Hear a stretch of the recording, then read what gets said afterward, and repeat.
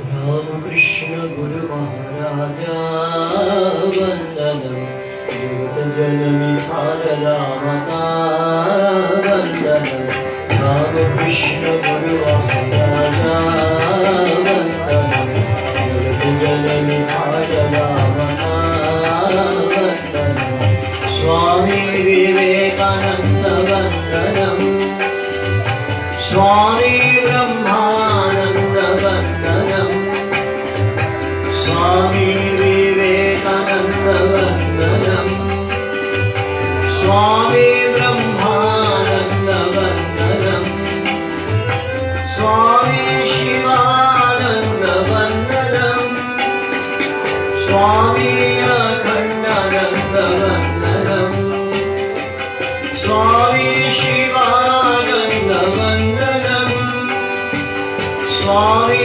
अखंडानंद वंदनम वंदनम वंदनम वंदनम वंदनम वंदनम वंदनम सर्वधर्मो शरूपिणे अवतारो गरिष्ठाय रामकृष्णाय ते नमः।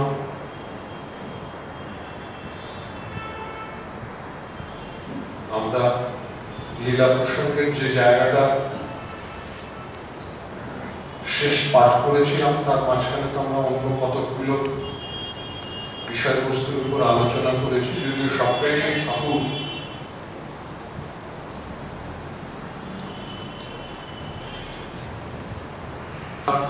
শেষ দিন ব্যাকুলতার প্রথম দর্শনের সম্পর্কে আলোচনা করেছিলাম শেষের দিকে। সেখানে আমরা দেখেছিলাম যে প্রথম দর্শন যখন ঠাকুর পাচ্ছেন তখন তিনি চেতন জ্যোতি সমুদ্রের দর্শন লাভের কথা স্বামী শারদানন্দজিদের বলেছিলেন, কিন্তু চৈতন্য ঘন জগদম্বার বরাভয় করা মূর্তি ঠাকুরকে এখনো তার দর্শন এই বলছেন শারদানন্দজি যে এই জ্যোতি সমুদ্রের মধ্যে পেয়েছিলেন বলেই বোধ হয়, কারণ শুনেছি তিনি বলছেন যে প্রথম দর্শনের সময় তার কিছুটা জ্ঞান যখন হয়েছিল তখন তিনি কাতর কণ্ঠে মা মা বলে উচ্চারণ করেছিলেন। আগের দর্শনের মানে প্রথম দর্শনের বিরাম হলে শ্রী শ্রী জগদম্বা চিন্ময়ী মূর্তির অবিরাম দর্শন লাভের জন্য তখন ঠাকুরের প্রাণে একটা অবিশ্রান্ত আকুলতা এবং কান্নার রোল উঠেছিল। এই কান্নার যে বাহ্য লক্ষণে তখন সব সময় প্রকাশিত না হলেও তা তার অন্তরে সবসময় বিদ্যমান থাকত এবং কখনো কখনো সেটা এত বেড়ে যেত, অর্থাৎ এত বৃদ্ধি পেত যে আর তিনি চাপতে পারতেন না এবং তিনি মাটিতে লুটিয়ে অর্থাৎ ভূমিতে লুটিয়ে তিনি যন্ত্রণায় ছটফট করতে করতে বলতেন যে মা আমায় কৃপা কর, মা আমাকে কৃপা কর, দেখা দে বলে এমন কাঁদতেন যে চারিদিকের লোক দাঁড়িয়ে যেত। এইরকম অস্থির চেষ্টায় লোকে কি বলবে, লোকে কি ভাববে, এই চিন্তা বা এই কথা বিন্দু মাত্র তখন তার মনে আসত না। বলতেন যে চারিদিকে লোক দাঁড়িয়ে থাকলেও তাদের ছায়া বা ছবিতে আঁকা মূর্তির মতো আমার অবান্তর মনে হতো, মানে মানুষগুলো তার কাছে তখন অবান্তর মনে হতো। এবং এই যে দেখছেন তো মানুষ, অথচ তার মনে হচ্ছে যে এরা কিচ্ছু না, এটা সব অবান্তর। তা আমরা যদি এটা ভাবি আমাদের লজ্জা হবে যে মানুষ ভাবছে যে আমার কাছে এরা সব অবান্তর, কি হচ্ছে? কিন্তু ঠাকুরের মনে বিন্দুমাত্র লজ্জা বা অর্থাৎ কিছুমাত্র লজ্জা বা সংকোচ জেগে উঠত না, একদম। এইরকম অসহ্য যন্ত্রণার সময় যখন বাহ্য সংজ্ঞাশূন্য হয়ে পড়তাম এবং এইরকম হওয়ার পরে বলছেন দেখতাম যে মা বড়া ভয় করা চিন্ময় মূর্তি দেখতাম, ওই মূর্তি হাসছে, ওই মূর্তি কথা বলছে, অশেষভাবে সান্ত্বনা এবং শিক্ষা দিচ্ছে। ঠাকুর তো বারবার বলছেন যে মা আমাকে জ্ঞান রাশি রাশি ছেড়ে দিতেন। আমরা সপ্তম অধ্যায়ের সূচনা করব সাধনা আর দিব্য উন্মত্ততা। জগদম্বার প্রথম দর্শন লাভের পর আনন্দে ঠাকুর কয়েকদিনের জন্য একেবারে কাজের বাইরে হয়ে গেলেন। যে কাজগুলো নিত্য কর্ম তিনি করতেন শ্রী শ্রী জগদম্বার দর্শন লাভের, আমরা কেউ যদি আপনাদের মধ্যে একটা ভালো স্বপ্ন দেখেন, ঈশ্বর প্রসূত কোনো স্বপ্ন দেখেন, দেখবেন তার পরদিন আপনার মন আনন্দে ভরপুর হয়ে থাকবে। তখন অন্য কোনো কাজ করতে আপনার একদমই ভালো লাগবে না, ওই আনন্দ সাগরে আপনার ডুব দিতে ইচ্ছে করবে। ঠিক তেমনি শ্রী শ্রী জগদম্বার প্রথম দর্শন লাভের আনন্দে ঠাকুর কয়েকদিনের জন্য একেবারে কাজের বাইরে বেরিয়ে পড়লেন।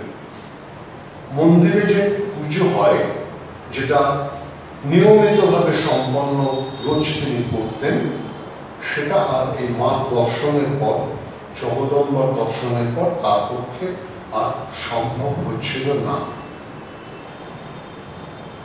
হৃদয় অর্থাৎ তার ভাগ্নে তখন অন্য একজন ব্রাহ্মণের সাহায্যে কোন রকমে নিত্য নৈমিত্তিক কাজটা সম্পন্ন করতে লাগলেন এবং মামা বায়ুগ্রস্ত হয়েছেন এই কথা ভেবে তার চিকিৎসার জন্য তিনি মনঃসংযোগ করলেন, অর্থাৎ মনোনিবেশ করলেন।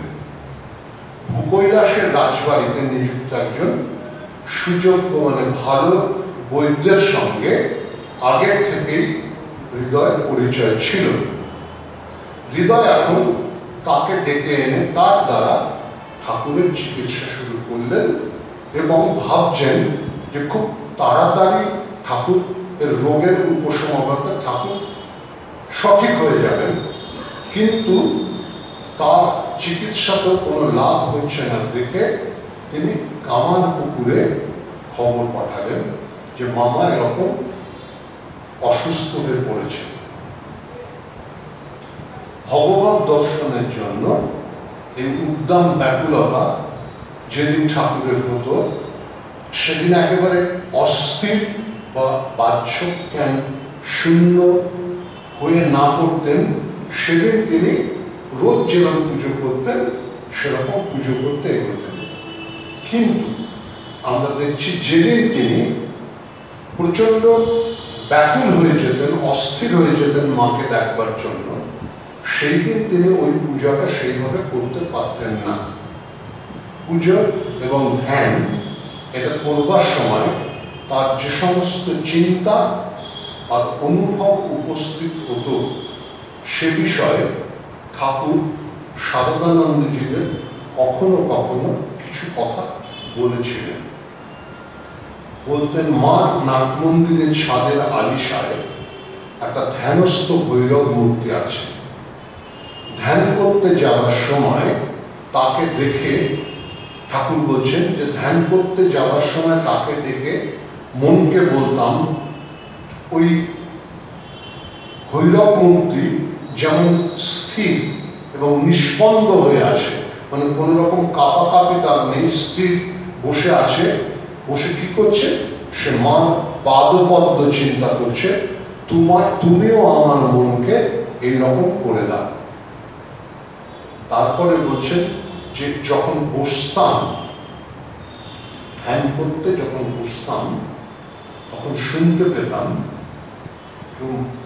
কোন জায়গায় যাচ্ছে। দেখুন ঠাকুর বলছে, যখন ধ্যান করতে বসতাম তখন শুনতে পেতাম শরীর আর অঙ্গ প্রত্যঙ্গের যে সমস্ত গ্রন্থি আছে আমার, সেগুলো ঊর্ধ্বে উঠছে, খটখট শব্দ করছে, একটার পর একটা করে গ্রন্থগুলি আবদ্ধ হয়ে যাচ্ছে, আর মনে হচ্ছে কে যেন ভেতর থেকে ওই গ্রন্থিগুলোকে তালা মেরে দিচ্ছে, তালা বদ্ধ করে দিচ্ছে।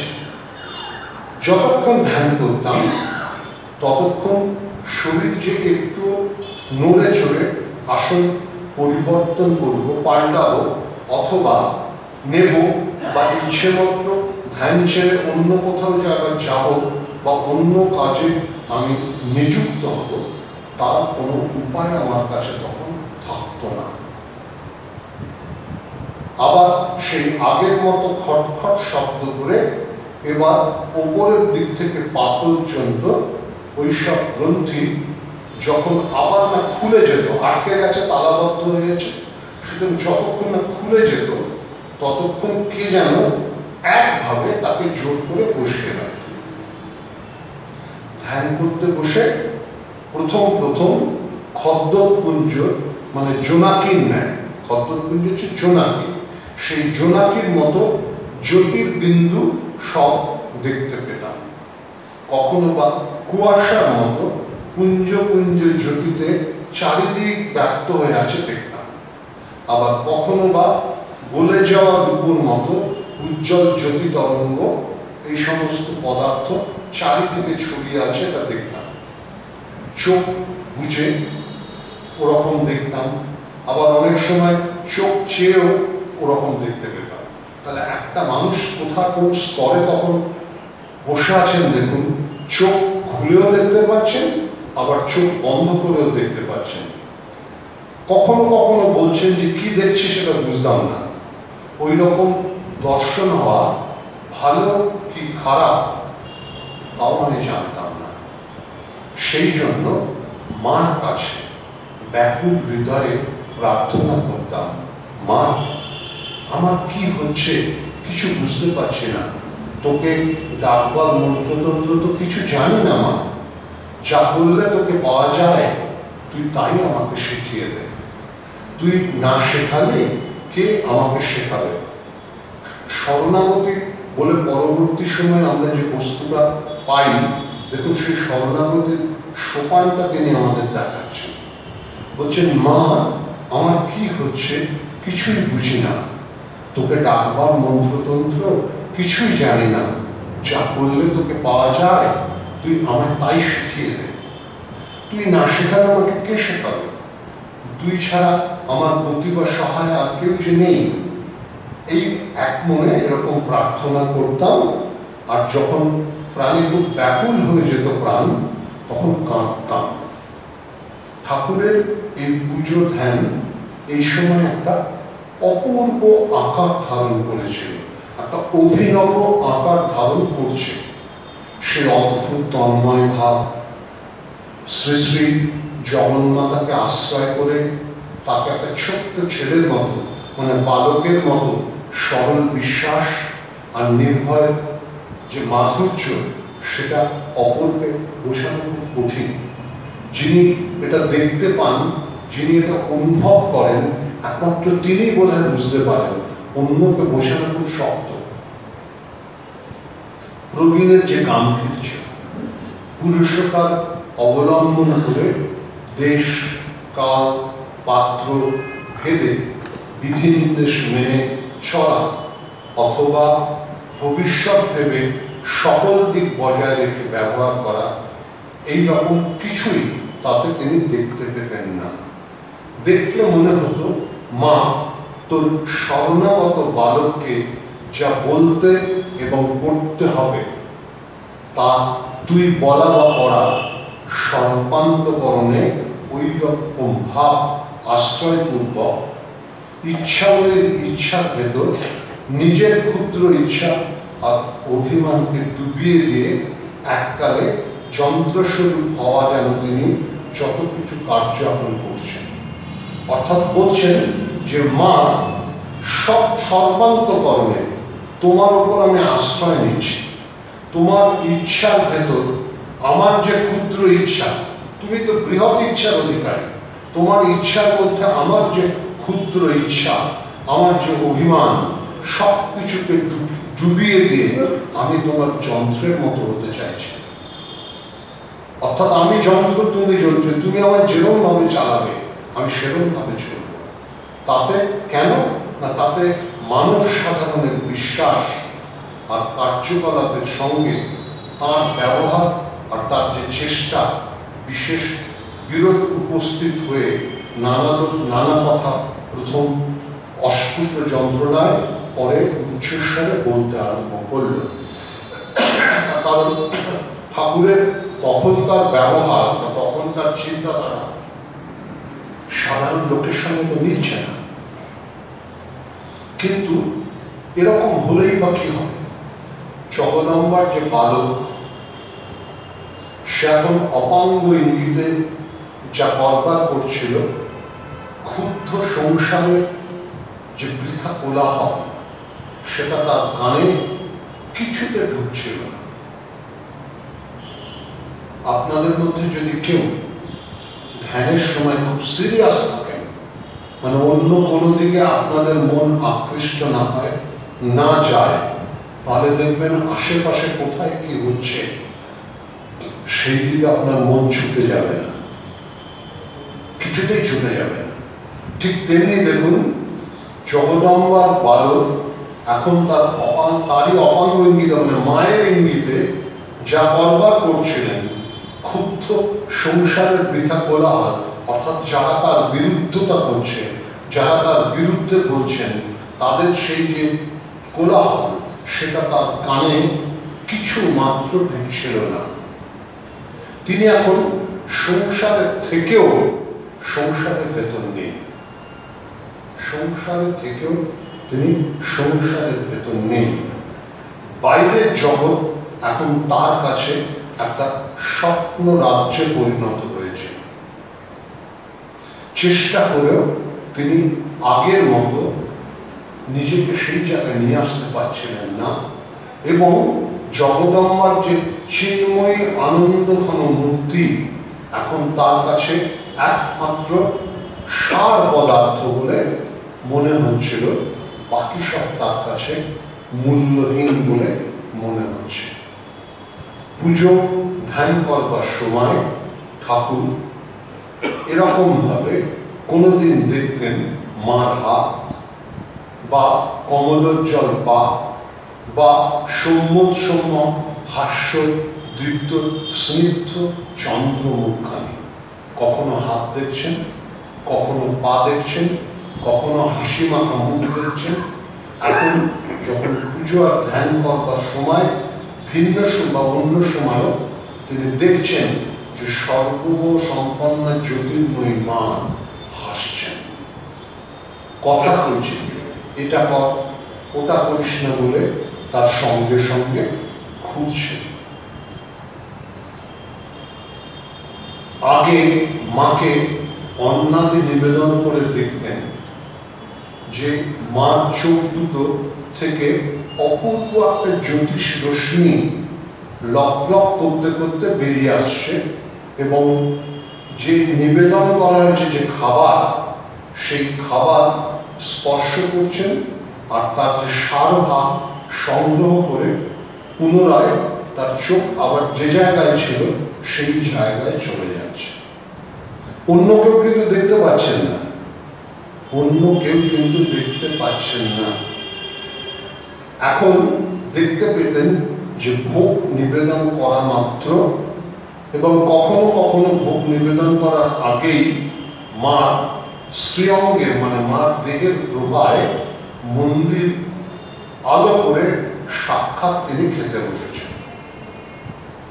শারদানন্দজি বলছেন যে হৃদয়ের কাছে শুনেছি যে পুজোর সময় একদিন সহসা উপস্থিত থেকে ঠাকুর জগদম্বার পাদপদ্মে জবা এবং বিল্বপত্র দেবেন বলে সেটা নিজের হাতে নিয়ে তন্ময় হয়ে চিন্তা করতে করতে বলছেন, রোষ রোষ, আগে মন্ত্রটা বলি তারপর খাস, বলে চিৎকার করে উঠলেন এবং পুজোটা সম্পন্ন না করে আগেই নিবেদন করে দিলেন। মা চাইছেন আগেই তিনি নিবেদন করে দিলেন, অর্থাৎ জবা বিল্বপত্র হাতে নিয়ে সেটা তন্ময় হয়ে চিন্তা করতে করতে দেবেন বলে বলছেন, রোষ রোষ, আগে আমি মন্ত্রটা বলি তারপর তুই খাস বলে চিৎকার করে উঠছেন। আর পুজো সম্পন্ন না করে আগেই তিনি নৈবেদ্যটা তাকে নিবেদন করে দিলেন। এর আগে পুজো বা ধ্যান করবার সময় দেখতেন যে তার সামনে পাষাণময়ী মূর্তিতে একটা জীবন্ত জাগ্রত জেগে ওঠা অধিষ্ঠান আবির্ভূত হচ্ছে। এখন মন্দিরে ঢুকবার পর পাষাণ মূর্তি আবার দেখতেই পাচ্ছেন না, দেখছেন যা চৈতন্যে সমগ্র জগৎ সচেতন হয়ে রয়েছে, তিনি এখন চিৎঘন মূর্তি পরিগ্রহ করে বরাভর সুশোভিতা হয়ে সেখানে সর্বদা বিরাজ করছেন। ঠাকুর বলতেন, নাকের সামনে হাত দিয়ে দেখেছি যে মা সত্যি সত্যি নিঃশ্বাস ফেলছেন। তন্ন তন্ন করে দেখছি রাত্রিকালে দীপালোকে মন্দিরের দেউলে মা দিব্যাঙ্গের ছায়া কখনো পতিত হতে দেখিনি। নিজের ঘরে বসে শুনেছি মা পাইজা পরে বালিকার মতো, ছোট্ট বালিকার মতো আনন্দিত হয়ে ঝমঝম শব্দ করতে করতে মন্দিরের ওপর তলায় উঠছেন। অনুভূতিটা কোথায় যাচ্ছে দেখুন। তাড়াতাড়ি কক্ষের বাইরে এসে, ঘরের বাইরে এসে দেখছি সত্যি সত্যি মা দোতলার বারান্দায় আলুলায়িত কেশে দাঁড়িয়ে কখনো কলকাতা বা কখনো গঙ্গা দর্শন করছেন। হৃদয় বলতেন, ঠাকুর যখন মন্দিরে থাকতেন তখন তো কথাই নেই, অন্য সময় এখন কালীঘরে যখন ঢুকতেন তখন আর অনির্বচনীয় দিব্যাবেশ অনুভূত হতো এবং গা ছমছম করত, হৃদয়ও গা ছমছম করছে। পুজোর সময় ঠাকুর কিরকম ব্যবহার করতেন তা দেখবার প্রলোভন হৃদয় বলছেন আমি ছাড়তে পারতাম না। অনেক সময় সহসা হঠাৎ উপস্থিত হয়ে দেখতাম তাতে বিস্ময় ভক্তিতে মন পরিপূর্ণ হয়ে উঠত। বাইরে এসে কিন্তু মনে সন্দেহ হতো, ভাবতাম মামা কি সত্যি সত্যি পাগল হলেন, নচেত পুজোর সময় এরকম ব্যবহার করেন কেন? রানী মাতা অর্থাৎ রানী রাসমণি ও মধুবাবু যদি এরকম পুজোর কথা জানতে পারলে কি মনে করবেন ভেবে খুব ভয় হতো। মামাও কিন্তু এরকম কথা একবারও মনে আসত না। যেটা হৃদয় মনে আসছে, মামার মনে কিন্তু আসছে না যে মধুবাবু বা রানী রাসমণি কি ভাববেন। অধিক কথাও তাকে এখন বলতে পারতাম না। হৃদয় বলছে তাকে বেশি কথাও বলতে পারতাম না। তখন সবসময় একটা অব্যক্ত মানে ব্যক্ত করা যায় না এরকম ভয় আর সংকোচ এসে আমার মুখটাকে চেপে ধরত। বলতে ইচ্ছে করতো, হৃদয় বলতেন মামাকে বলতে ইচ্ছে করছে কিন্তু কে যেন আমার মুখকে চেপে দিচ্ছে, একটা ভয় আমার হচ্ছে এবং তার আর আমার মধ্যে একটা দূরত্ব তৈরি হতো এবং আমি অনুভব করতাম একটা অনির্বচনীয় দূরত্বের ব্যবধান। অগত্যা আমি কি করতাম, নীরবে তার যথাসাধ্য মানে আমি নীরবে মামার যথাসাধ্য সেবা করতাম। মনে কিন্তু হতো মামা এইভাবে কোনোদিন একটা কোনো কাণ্ড ঘটিয়ে বসবেন।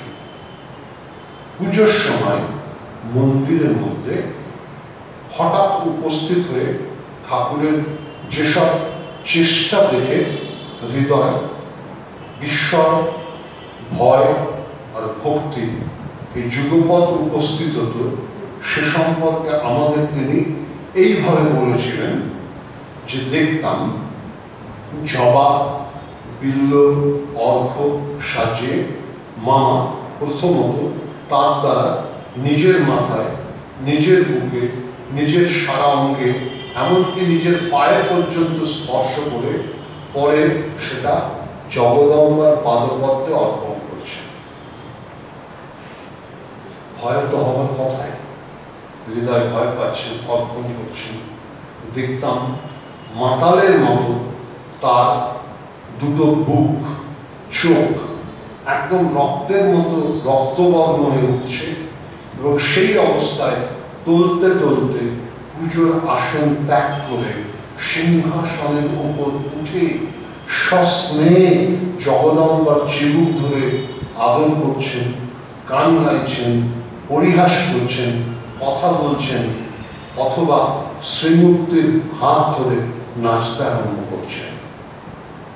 দেখতাম শ্রী শ্রী জগদম্বাকে যখন অন্নাদি ভোগ নিবেদন করতে করতে সহসা উঠে পড়ছেন, আর থালা থেকে এক গ্লাস অন্ন ব্যঞ্জন নিয়ে দ্রুত পদে সিংহাসনে উঠে মা মুখ স্পর্শ করে বলছেন, মা খা খা, বেশ করে খা, খা খা, বেশ করে খা।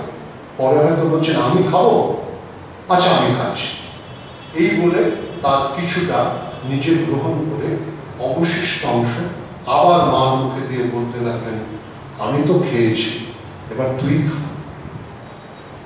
অবস্থাটা দেখুন।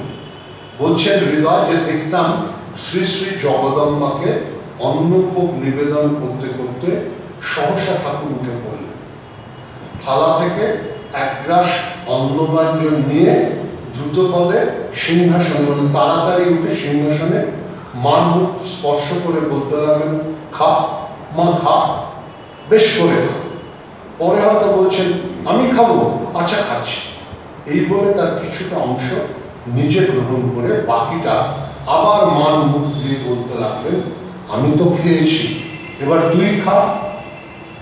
একদিন দেখি ভোগ নিবেদন করবার সময় একটা বিড়ালকে কালি করে ঢুকে ম্যাও ম্যাও করে ডাকতে দেখে মামা বলছেন, খাবি মা, খাবি মা বলে ভোগের অন্ন সে বিড়ালকে খাওয়াতে।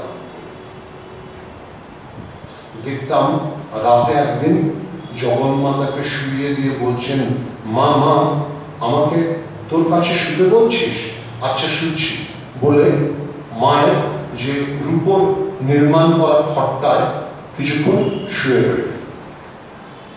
আবার দেখতাম পুজো করতে বসে তিনি এমন তন্ময়ভাবে ধ্যানে নিমগ্ন হলেন যে বহুক্ষণ তার বাহ্য জ্ঞানের লেশ মাত্র রইল না, কোনো বাহ্য জ্ঞান নেই।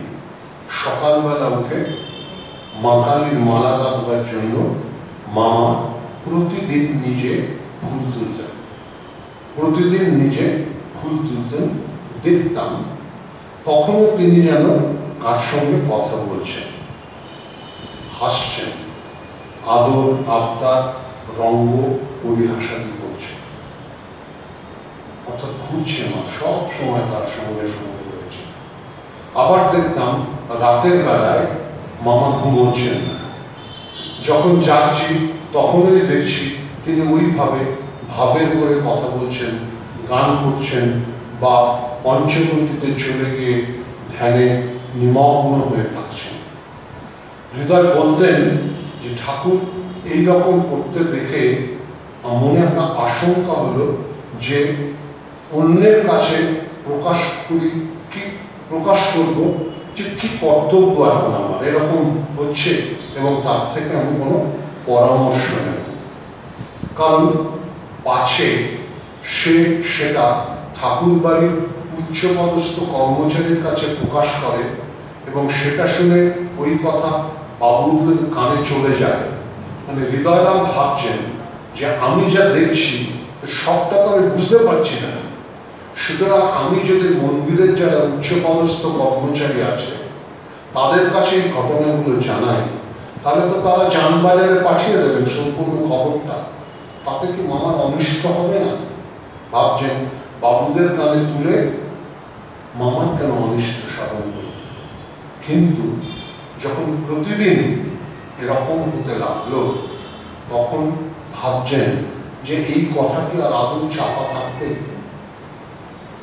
অন্য কেউ যদি তার মতো পুজোর সময় কালীঘরে এসে ঠাকুরের ওই রকম আচরণ দেখেন, তাহলে তো খাজাঞ্চি বা কর্মচারীদের কাছে তিনি জানিয়ে দেবেন যে এইরকম ধরনের ঘটনা ঠাকুর ঘরে ঘটছে, বাগানে ঘটছে। এইরকম কথা শুনে কালীঘরে এসে সচক্ষে সেটা প্রত্যক্ষ করল, কিন্তু ঠাকুরের যে দেবতা বৃষ্টির ন্যায় আঁকা, অসংকোচ ব্যবহার, নির্ভীক উন্মনা ভাব রেখে একটা অনির্দিষ্ট ভয়ে সংকুচিত হয়ে সহসা মানে হঠাৎ তাকে কিছু বলতে বা নিষেধ করতে তিনি পারতেন না। দপ্তরখানায় ফিরে এসে সকলে পরামর্শ করে স্থির করছেন, মানে যারা যারা দেখলেন তারা ঠিক করলেন যে হয় ভট্টাচার্য পাগল হয়েছেন, আর নয়তো তাকে উপদেবতার আদেশ হয়েছে। নয় পুজোকালে কেউ কখনো এইরকম ধরনের শাস্ত্র বিরুদ্ধ স্বেচ্ছাচার করতে পারে না। মানে নিজের মাথায় ফুল দেওয়া, নিজের বুকে ফুল দেওয়া, নিজের সারা শরীরে ফুল দেওয়া, নিজের পায়ে ফুল দেওয়া, তারপরে সেইটা মায়ের পায়ে দেওয়া। তাহলে তারা ভাবছেন হয় ছোট ভট্টাচার্য পাগল হয়েছেন, নয়তো তার উপদেবতার আদেশ হয়েছে। যদি তাই না হয়, তাহলে পুজোর সময় কেউ কখনো এরকম শাস্ত্র বিরুদ্ধ স্বেচ্ছাচার করতে পারে? যাই হোক, দেবীর পূজা ও ভোগ রাগাদি কিছুই হচ্ছে না, তিনি সব নষ্ট করছেন। বাবুদের এই বিষয়ে খবর দেওয়া খুব প্রয়োজন। সুতরাং এই সব দেখে মধুর বাবুর কাছে খবর পাঠানো হল যে দক্ষিণেশ্বরের কালী মন্দিরে রোজ এই ধরনের ঘটনা ঘটছে।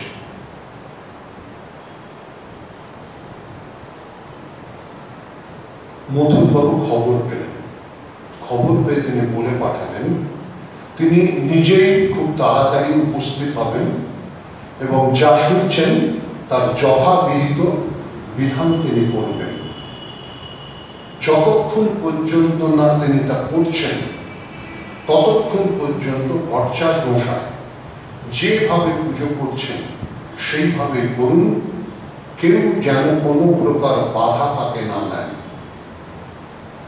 মধুরবাবুর এইরকম চিঠি পেয়ে, পত্র পেয়ে প্রত্যেকে কখন তিনি আসবেন, কবে তিনি আসবেন সেই জন্য অপেক্ষা করতে লাগলেন। তারপর খাজাঞ্চি এবং অন্যদের অনেকের তো আশা যে এই ভাব ভট্টাচার্য এখান থেকে বিতাড়িত হবে।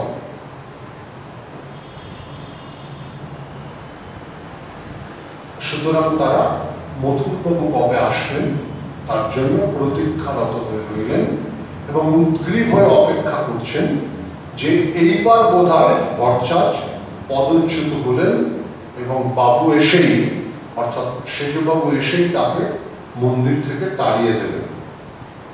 কারণ ঈশ্বরের কাছে, দেবতার কাছে অপরাধ, দেবতা কতদিন সইতে বলো, এইরকম জল্পনা তারা করতে লাগলেন। মধুরবাবু কাউকে কিছু না জানিয়ে একদিন পুজোর সময় সহসা এসে কালীঘরে ঢুকে পড়লেন এবং অনেকক্ষণ ধরে ঠাকুরের কাজকর্ম দেখতে লাগলেন। ভাববিভোর ঠাকুর কিন্তু জানতেও পারলেন না, দেখতেও চাইলেন না, বুঝতেও চাইলেন না যে কেউ এসেছে কিনা, কেউ তাকে দেখছে কিনা, কেউ তাকে পর্যবেক্ষণ করছেন কিনা। তিনি তার ভাবে বিভোর হয়ে আছেন। পুজোর সময় মাকে নিয়ে তিনি রোজ যেরকম তন্ময় হয়ে থাকতেন, মন্দিরে কে আসছে কে যাচ্ছে সেই বিষয়ে তার কোনো জ্ঞান থাকত না। মধুরবাবু অনেকক্ষণ ধরে সবকিছু দেখে বুঝতে পারলেন যে তিনি তার মধ্যেই আছেন। তার তন্ময়তা শ্রী শ্রী জগদম্বাকে নেই, অন্য কোনো দিকে তার কোনো হুঁশ নেই। পরে শ্রী শ্রী জগন্মাতার কাছে তার ছোটদের মতো আবদার, ছোটদের মতো অনুরোধ দেখে, তার প্রেম ভক্তি দেখে তিনি বুঝলেন যে মায়ের প্রতি তিনি কতটা নিবিষ্ট হয়ে আছেন। মথুরবাবুর মনে হলো যেরকম অকপট ভক্তি বিশ্বাসে যদি মাকে না পাওয়া যায়, তবে কিসে তার দর্শন হবে। মথুরবাবুর ভেতরে কিরকম অনুভূতি হচ্ছে দেখুন, যে এরকম অকপট ভক্তি বিশ্বাসে যদি মাকে না পাওয়া যায়, তো কিসে তার দর্শন লাভ হবে। পুজো করতে করতে তিনি দেখছেন যে কখনো কখনো ভট্টাচার্যের গলদস্যু ধারা, অর্থাৎ গলদেশ থেকে চোখ দিয়ে জল বেয়ে গলা দিয়ে নাচছে বুক দিয়ে, কখনো আবার অকপট উদ্দাম উল্লাস করছেন, কখনো বা জ্বরের ন্যায় অজ্ঞান হয়ে থাকছেন, কখনো অবিচলতা আর বাহ্য বিষয়ে সম্পূর্ণ উদাসীন থাকছেন। দেখে মথুরবাবুর চিত্ত আনন্দে উদ্বেল হয়ে উঠল, যে আমি কি দেখছি।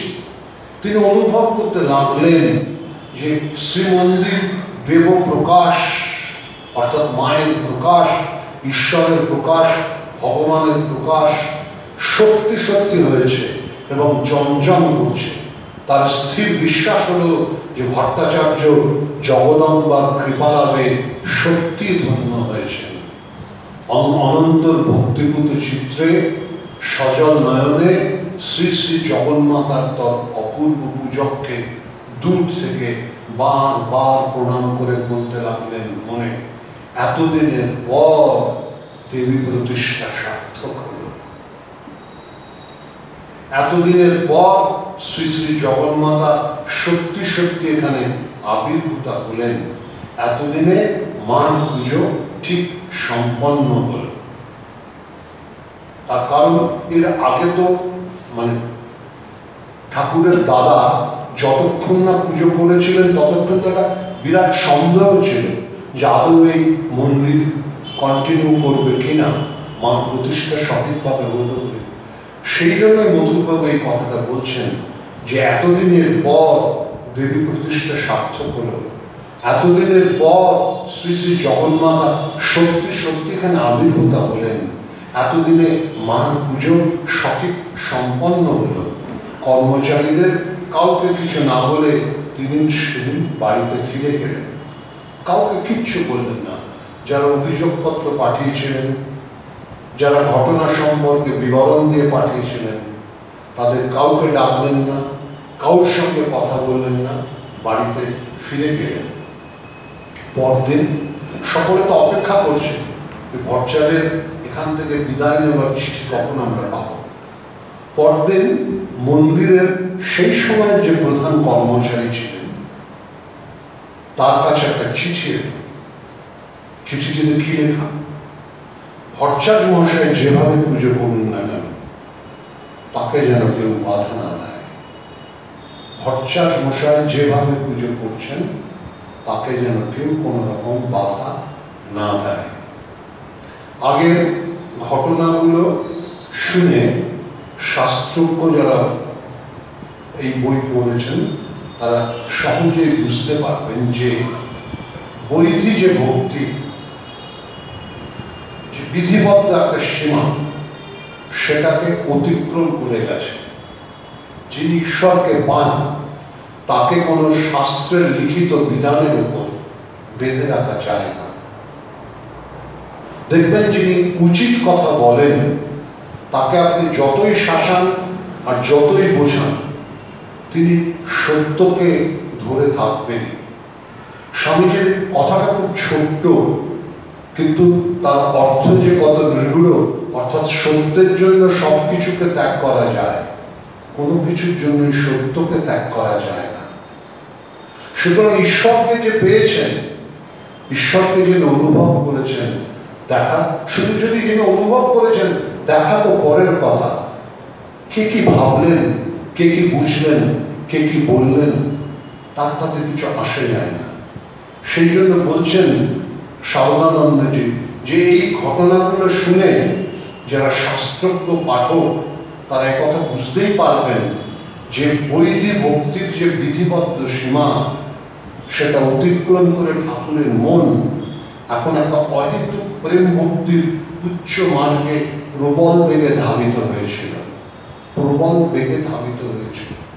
এমন সরল স্বাভাবিকভাবে ওই ঘটনাগুলো উপস্থিত হয়েছিল যে অন্যের কথা দূরে থাকুক, তিনি নিজেও তখন ওই কথা হৃদয়ঙ্গম করতে পারেননি। কেবল বুঝেছিলেন যে জগন্মাতার প্রতি ভালোবাসার প্রবল প্রেরণায় তিনি ওই রকম চেষ্টা না করে থাকতে পারছেন না। কি যেন তাকে জোর করে ওই রকম করাচ্ছে, জোর করে ওই রকম করাচ্ছে। আমি জানি না আপনারা এখানে কেউ প্রেম করে বিয়ে করেছেন কিনা। যদি প্রেম করে কেউ বিয়ে করে থাকেন তাহলে প্রথমত আপনারা একটু চিন্তা করুন, মানে প্রেমিকা তার সঙ্গে প্রেমিকের বা প্রেমিকের সঙ্গে প্রেমিকার যখন প্রথম পরিচয় হয়, তারপর আস্তে আস্তে দেখবেন সর্বক্ষণই তার চিন্তা, তখন সে সমস্ত কিছু ভুলে যায়। এখানে যদি আমরা ঈশ্বরকে প্রেমিক, তার মাকে প্রেমিকাই বলি, মাকে তিনি ভালোবাসছেন, এ প্রেম মায়ের সঙ্গে সন্তানের প্রেম, তাহলে তখন তিনি কি করছেন মা আর ছেলের মধ্যে, সেটা অন্য কে কি ভাবলো, কে কি করলো, সে নিয়ে তাদের কোনো চিন্তা নেই।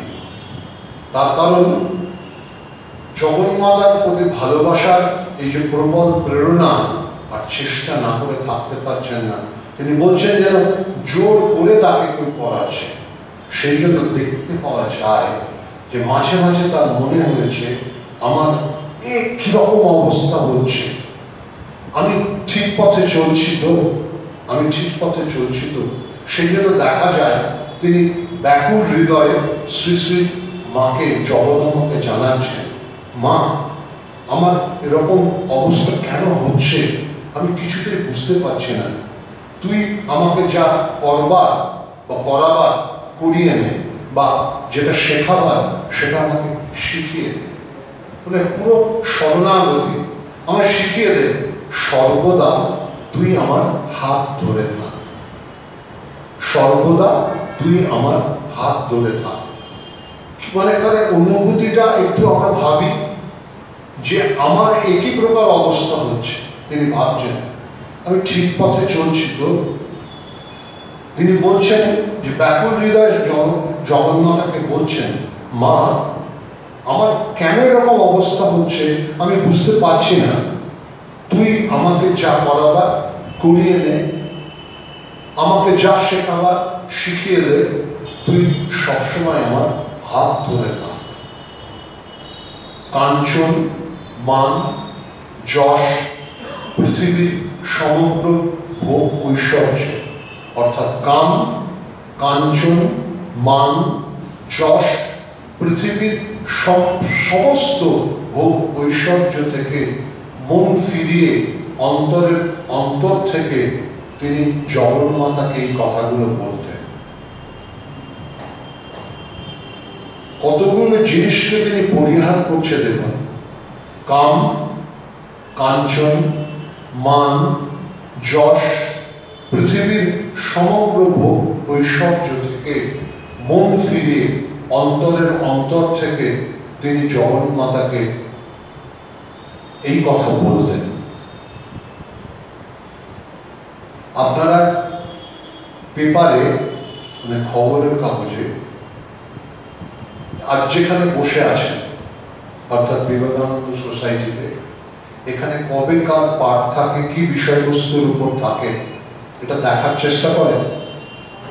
হ্যাঁ, আপনারা কখনো কখনো পড়েন?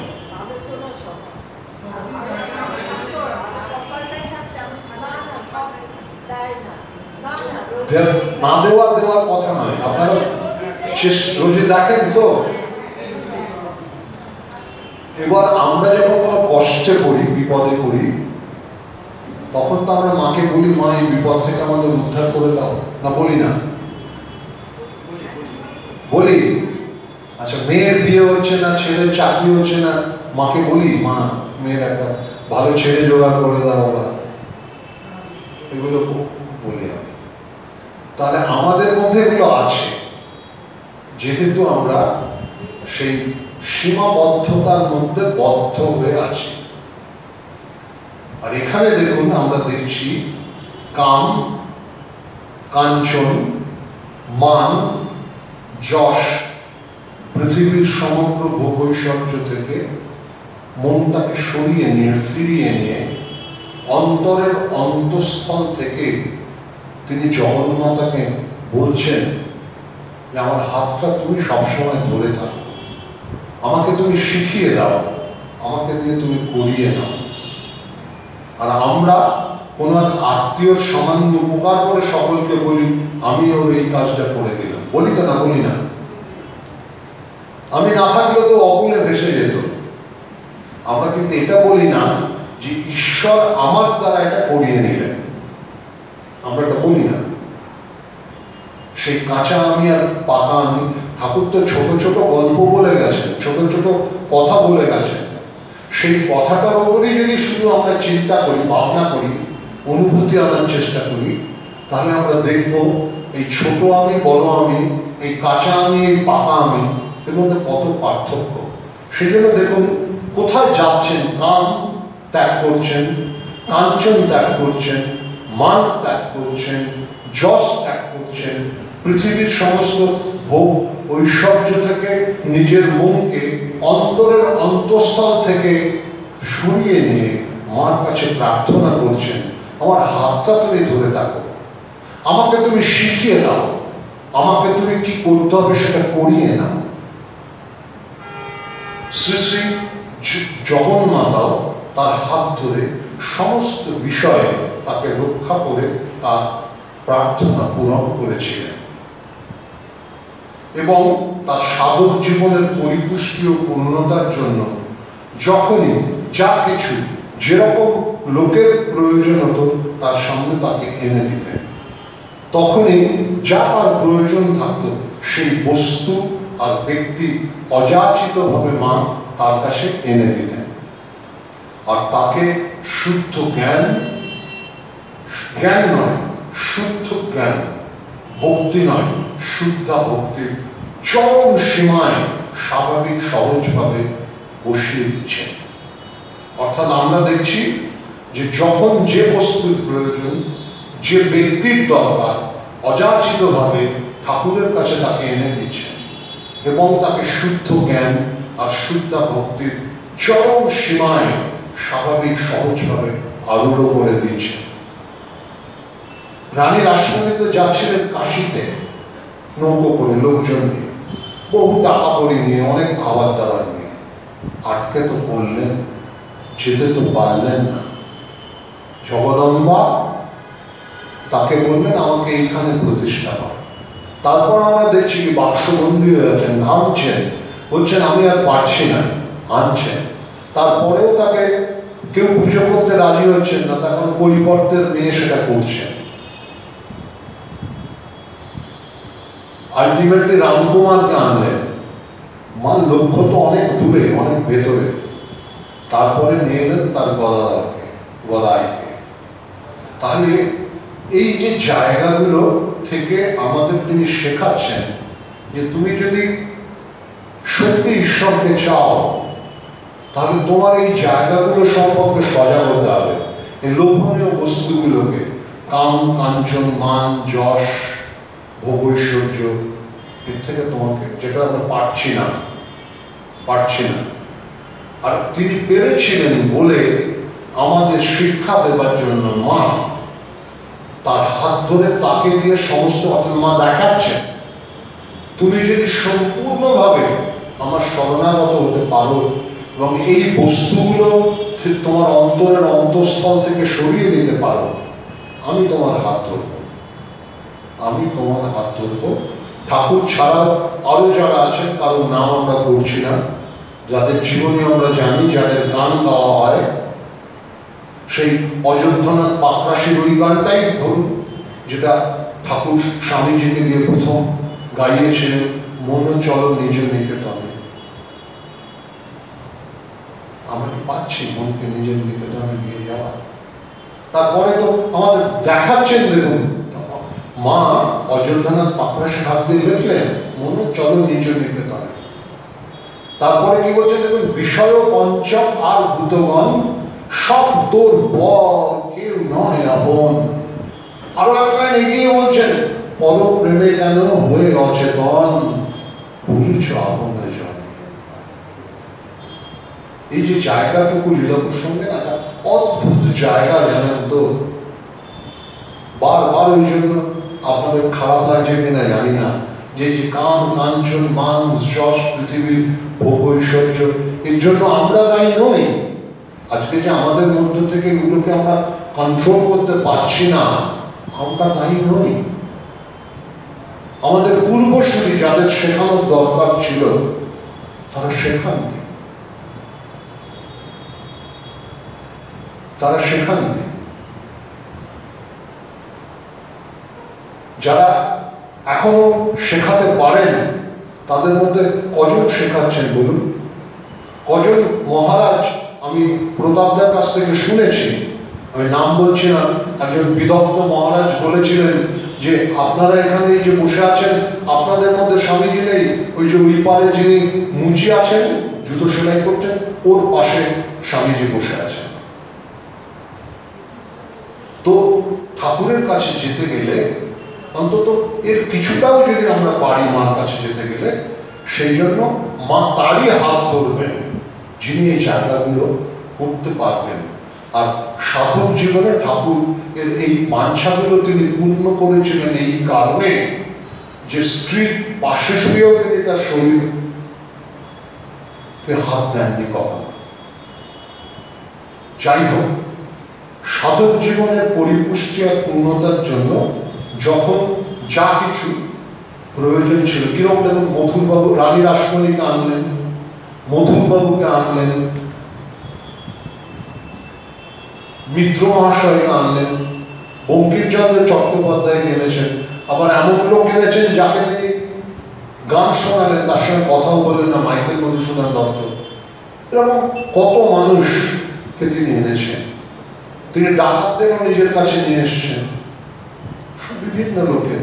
আমরা নটি বিনোদিনীকে দেখেছি, আমরা কালীপদ ঘোষকে দেখেছি, আমরা গিরিশচন্দ্র ঘোষকে দেখেছি। অর্থাৎ যখনই যাকে তার দরকার ছিল এই সকল বস্তু আর ব্যক্তিকে অযাচিতভাবে তার কাছে এনেছেন। কেন না শুদ্ধ জ্ঞান আর শুদ্ধ ভক্তির চরম সীমায় তুলে দিয়ে তাকে সেখানে বসিয়ে দিয়েছেন। গীতা মুখে শ্রী ভগবান ভক্তের কাছে প্রতিজ্ঞা করেছিলেন। কি প্রতিজ্ঞা করেছিলেন? যে ব্যক্তি অনন্য চিত্তে, মানে যে সকল মানুষ অনন্য চিত্তে উপাসনা করে আমার সাথে নিত্য যুক্ত হয়ে থাকে, শরীর ধারণ উপযোগী আহার বিহার বিষয়ের জন্য চিন্তা না করে সম্পূর্ণভাবে আমাকে মন অর্পণ করে, প্রয়োজনীয় সকল বিষয়ে অযাচিত হলেও তাদের কাছে আমি সেটাকে এনে দেই।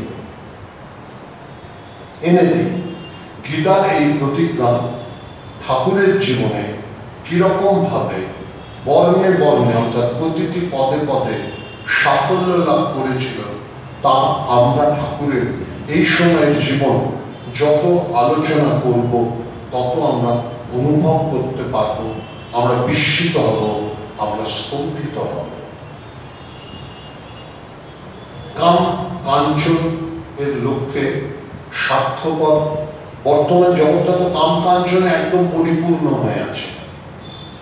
মানুষের স্বার্থপরতা দিন দিন ঊর্ধ্বমুখী, নিম্নগামী নয়। নিম্নগামী কি না, ঊর্ধ্বমুখী। কবে বইটা লিখে গেছে দেখুন, বলছেন কাম কাঞ্চন নৈকৃত্য লক্ষ্য, অর্থাৎ কাম এবং কাঞ্চনের যে কাছের যে লক্ষ্য স্বার্থপর, বর্তমান যুগে শ্রী ভগবানের ওই প্রতিজ্ঞার যে সত্যতা সেটা সুস্পষ্ট রূপে পুনঃপ্রমাণিত করবার প্রয়োজন হয়েছিল। অর্থাৎ ঠাকুর এসেছিলেন যে এই জায়গাগুলো আমাদের দেখিয়ে আমাদের আবার ঈশ্বর অভিমুখী করা, কারণ তখন তো আমরা ঈশ্বর অভিমুখী ছিলাম না। আমাদের মধ্যে অনেকে তখন খ্রিস্টান হয়ে যাচ্ছে, আমাদের মধ্যে অনেক লোক তখন মুসলিম হয়ে গেছেন, হয়তো বাঁচার তাগিদে, হয়তো ভোগ ঐশ্বর্যের তাগিদে। তাদের ব্যক্তিগত ব্যাপার, আমরা কারোর সমালোচনা করব না। কিন্তু সনাতন ধর্ম তখন অন্ধকারাচ্ছন্ন হয়ে যাচ্ছিল। সেই সনাতন ধর্মকে পুনঃপ্রতিষ্ঠিত করার জন্য আমাদের এই জায়গাগুলোর প্রয়োজন ছিল। অর্থাৎ এই যে ভগবান গীতায় যে কথাটা বলছেন, যে তুমি বলছেন না সর্বধর্মান পরিত্যাজ্য মামেকং শরণং ব্রজ, সমস্ত ধর্মকে তুমি পরিত্যাগ করে দাও, মামেকং শরণং ব্রজ, শুধু তুমি আমাকেই চিন্তা করো। ছোট্ট কথা, কেন? তার কারণ দেখুন, একটা খুব সুন্দর জায়গা আছে, আমরা এখানে আলোচনা করেছি কিনা জানি না, হয়তো করেও থাকতে পারি, যে সরসজ্জায় বিশ্বদেব শুয়ে আছে, তার চোখ দিয়ে জল পড়ছে। শ্রীকৃষ্ণ পাণ্ডবদের নিয়ে সেই যুদ্ধক্ষেত্রের শেষ সময় পৌঁছেছেন।